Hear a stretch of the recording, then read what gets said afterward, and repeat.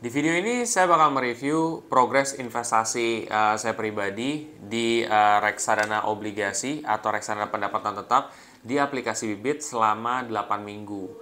Kira-kira apa yang terjadi di 8 minggu ini? Outcome dari video ini adalah kamu semua bisa belajar bahwa investasi itu tidak selalu naik terus. Ya, bahwa investasi itu pun ada naik turun. Sehingga saya pribadi ngebuat video ini supaya sebagai gambaran nih buat teman-teman semua yang ada di rumah bahwa ya investasi itu ada progresnya, kadang dia bisa naik dan kadang bisa turun. Kalau kamu bisa mengerti itu, jadi kamu bisa tenang dalam berinvestasi. Nah, di video ini juga saya juga ingin menjelaskan soal tujuan investasi itu kenapa penting harus ada. Buat kamu semua yang penasaran, tonton video ini sampai habis.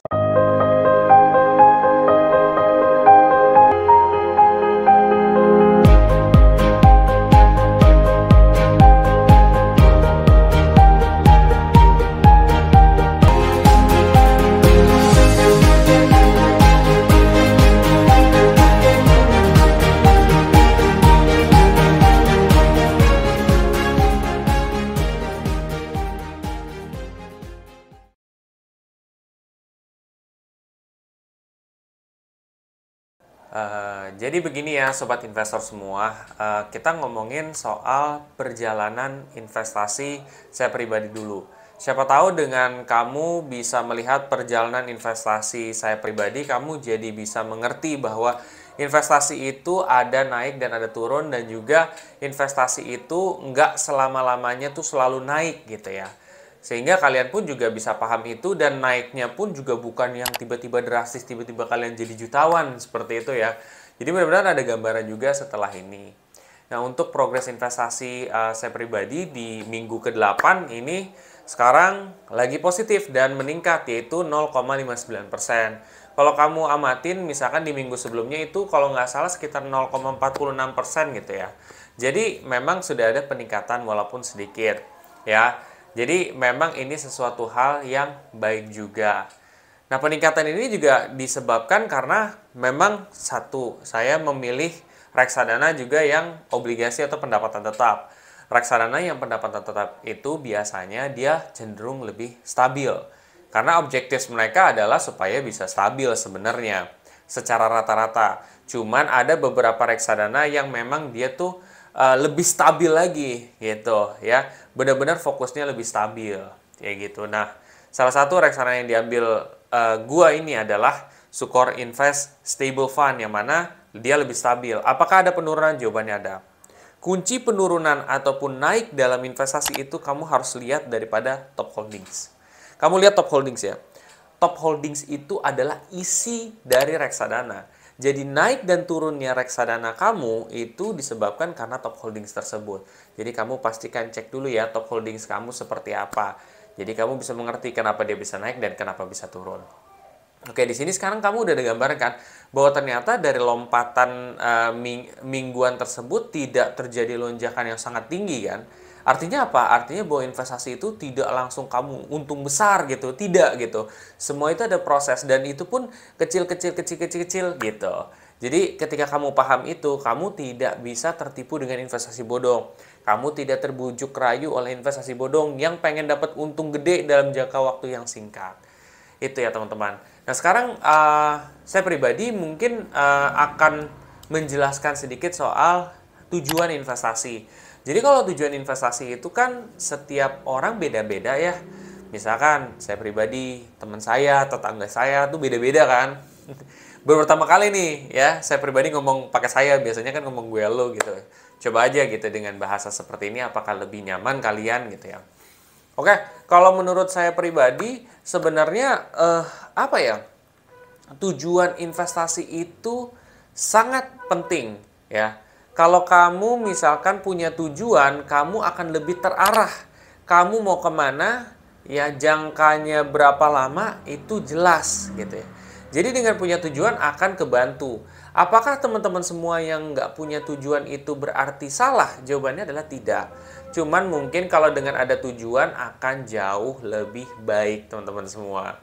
Ya, jadi tujuan kamu apa nih? Misalkan saya pribadi, oh saya mau beli handphone ya dalam jangka waktu 1 tahun atau mungkin 2 tahun. Nah, kira-kira berapa dana yang saya butuhin? Terus berapa sih yang saya harus sisihkan setiap bulan? Atau misalkan di salah satu aplikasi yang sekarang saya pakai juga Bibit itu ada yang namanya goal setting. Kamu bisa cek sendiri di situ. Jadi itu udah kebantu berapa yang kamu harus sisihin supaya kamu tercapai nominal investasinya. Itu pun sudah ada. Jadi itu sudah dimudahkan banget sebenarnya. Ya, jadi ingat juga ya, ini video bukan endorse ya.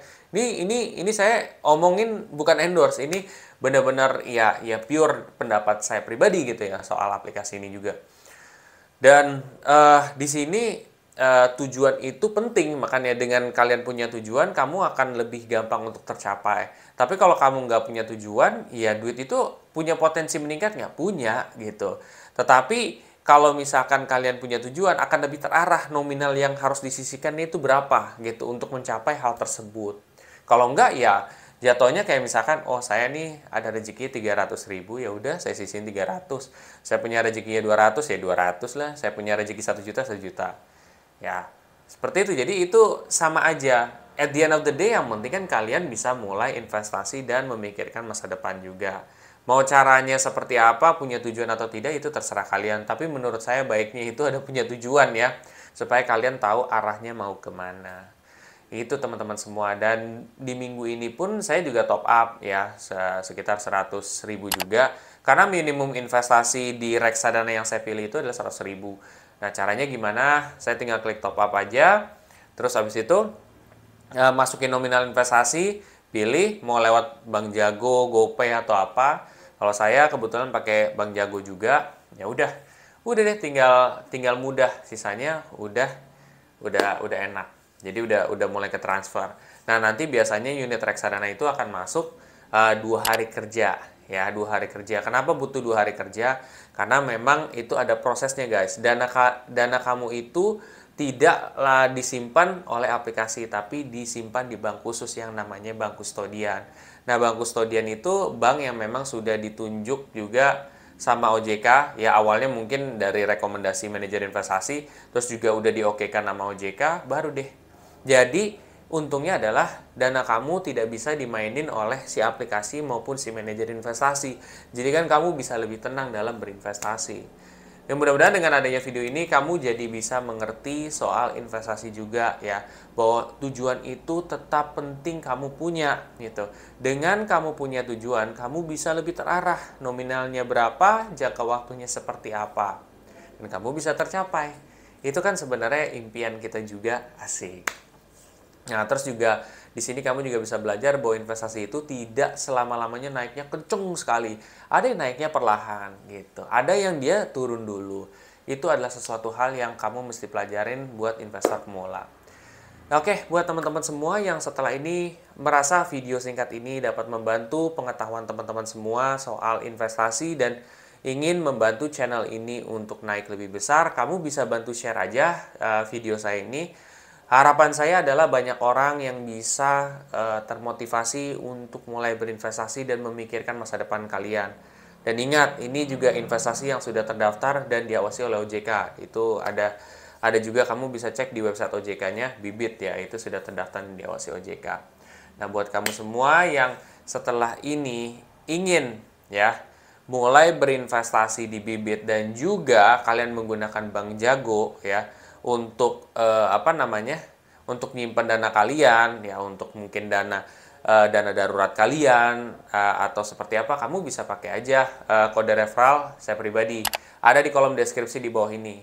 Nanti kamu bisa dapat cashback sebesar 25.000. Kalau yang di Bibit di reksadana 25.000, kalau misalkan di Bank Jago itu 15.000. Tapi balik lagi itu terserah kamu ya. Kalau saya tidak pernah maksain untuk kamu harus begini, tidak. Yang penting kamu berhasil. Itu aja. Sampai jumpa di video selanjutnya. Terima kasih.